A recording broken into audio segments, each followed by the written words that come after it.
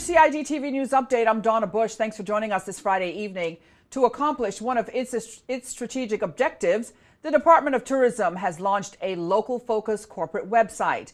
Now, the department's aim for having the new website, called rcayman.ky, is to ensure that the community is aware of the work done around the globe to market the Cayman Islands as a leading vacation destination, as well as to provide insight into the business of tourism. A press release says the Minister for Tourism, the Honorable Moses Kekernel, noted that the core focus for the site is to be an informative tool that will highlight the different areas of DOT's business functions, services, and pertinent information for the local community. He added that the site will celebrate Caymanian culture, our way of life, and the global work of the department, which is crucial to the success of our thriving tourism industry.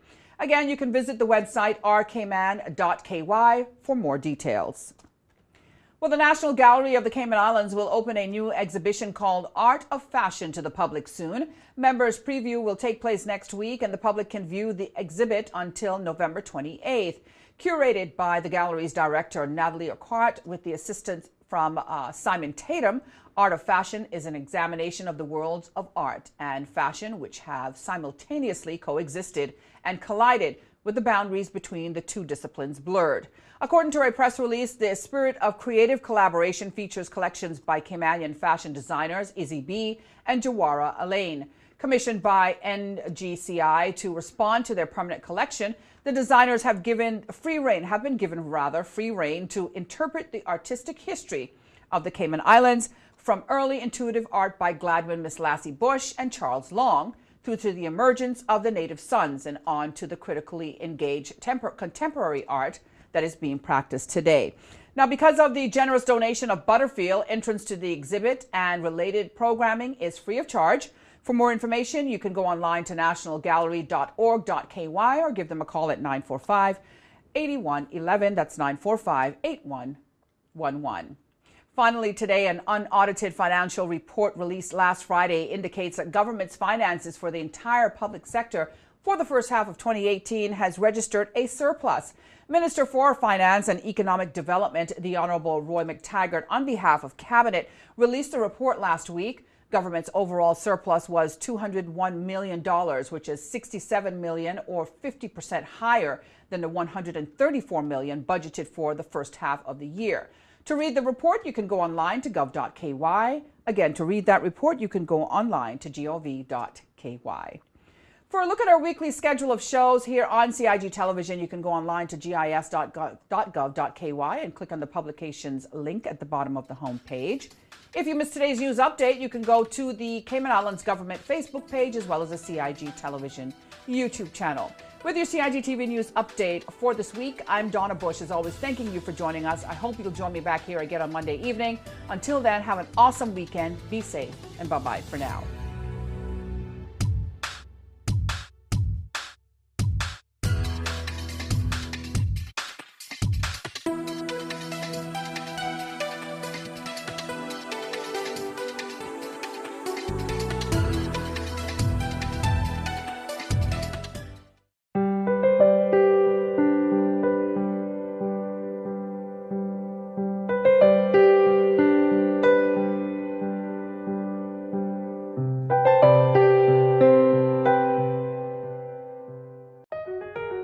Did you know that planning permission is required for a shed? Did you know you should check with the department, as a planning and permit application may be required?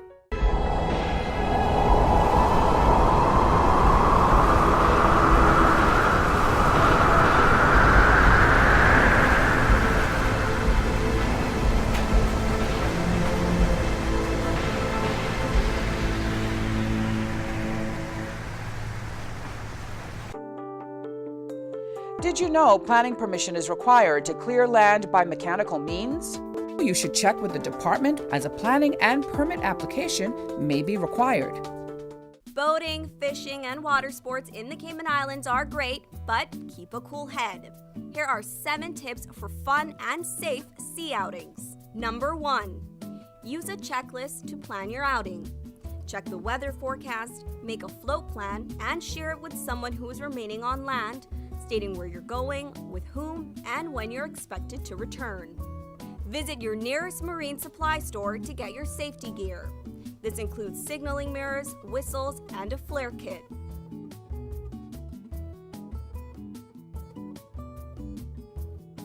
It's also very important to have onboard flotation devices and life vests for each person. There are different types of vests. Some are for water sport activities such as snorkeling, and others are for going on offshore boating or on fishing trips. Number 2. These items can be lifesavers in case of an accident or bad weather. Number 3. Use a motor kill switch, especially if you're boating alone. In case of a leak or breakdown, always stay with the boat until help arrives.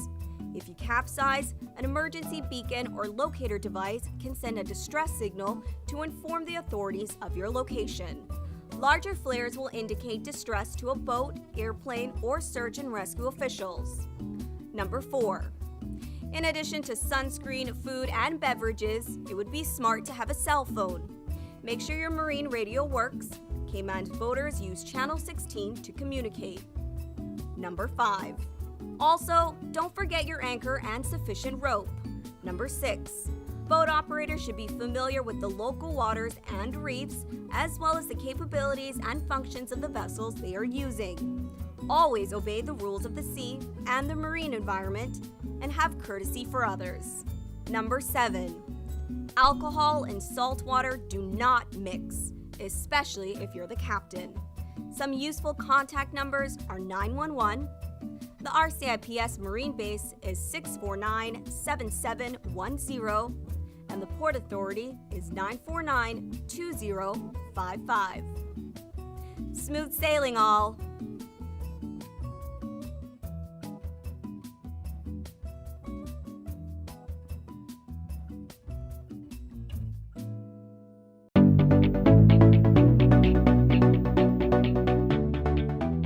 I'm Jody Ann Powery. I'm the Police Media Officer with the RCIPS, and I'm here to give you some crime prevention tips on how to best protect your property.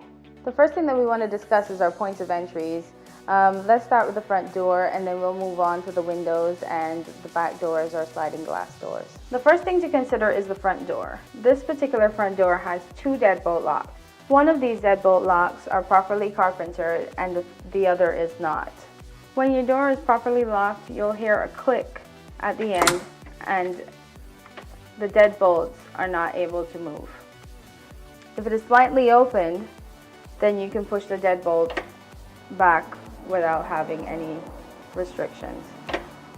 I'll now proceed to show you what your lock should look like when it is properly locked.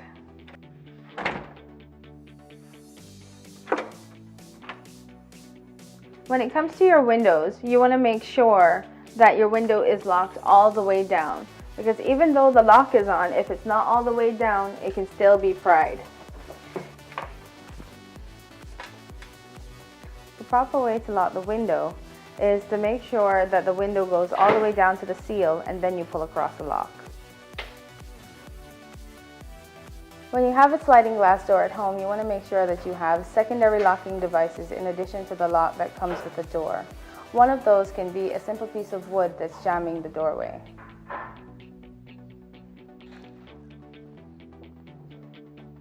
We want to encourage you to ensure that you don't make things easy for burglars who are looking for opportunities to break into property by leaving your property out in plain view. Some of these items are your car keys, your electronics, and your handbags. Make sure that you put these properties away when you're leaving the house or when you're going to bed.